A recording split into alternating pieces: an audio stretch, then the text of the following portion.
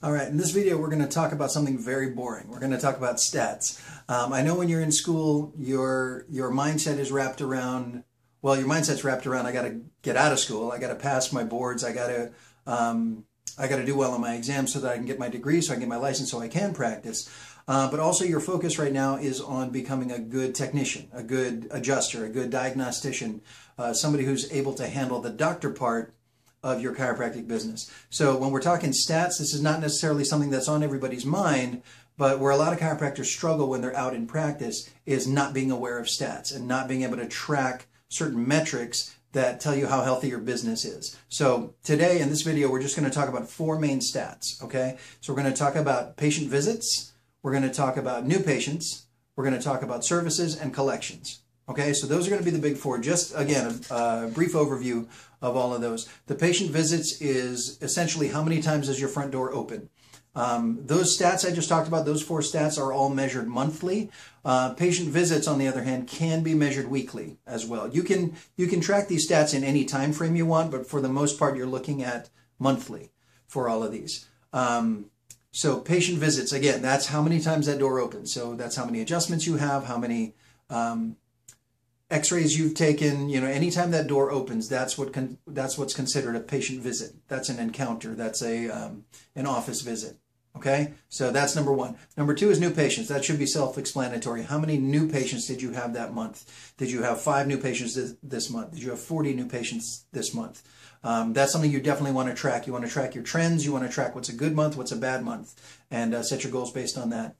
Services, that's what you did. So if you did, you know, let's say $10,000 worth of services, that includes x-rays, any therapies, any adjustments, any products you sell, all of that stuff, how much did you charge that month? Those are your services. And then it's collections. You would like those numbers to be equal, but oftentimes they're not. How much money did you receive that month? You know, sometimes if you're, you know, say you're in an insurance practice, you might not get paid on the services you do this month. If you did $5,000 worth of insurance billing this month, you might have done those services, but you might not get paid for another month or two. So you track monthly how much you did, like what services you did, and then how much actually came in the door. So again, patient visits, new patients, services, and collections. Those are your four basic ones, but there are going to be a few calculated ones off of that. I wish I had a whiteboard to do this for you, but I'm just going to mention them to you. I'm not too tech savvy to pop up a little graphic right here. I wish I could do that, but you guys are smart. You're doctors. You can figure this one out. So the three calculated numbers we're going to use from those four are going to be what's called your PVA, or patient visit average, your DVA, or dollar visit average, and your PCA, which is your patient case average. Now, let me just explain. I'm just going to define those for you real quick.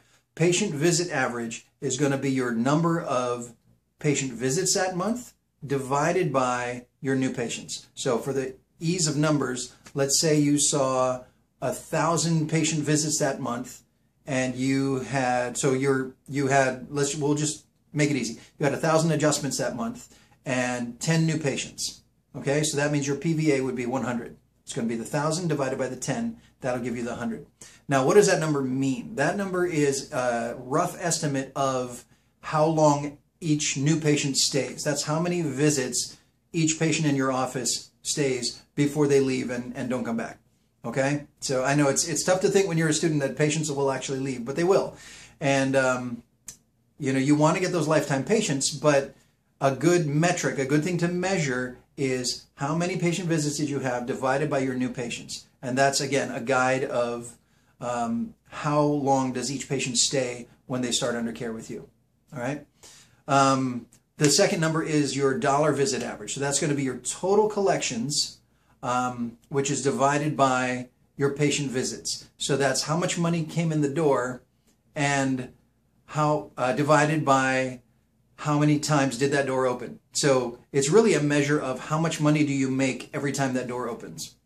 Okay, so it should be close to what your adjustment fee is usually, but it's going to factor in a lot of things because your collection is also going to be the x-rays you did, the therapies you did. It'll also factor into if somebody came in and you saw them for free, you should be tracking that stat as well. So the door opened, but you didn't collect anything. So now your dollar visit average goes down. So we're going to, in future videos, we'll dig into these a little bit deeper, but the dollar visit average is going to be calculated by your collections divided by your patient visits. And that essentially says how much money did you make every time that door opened.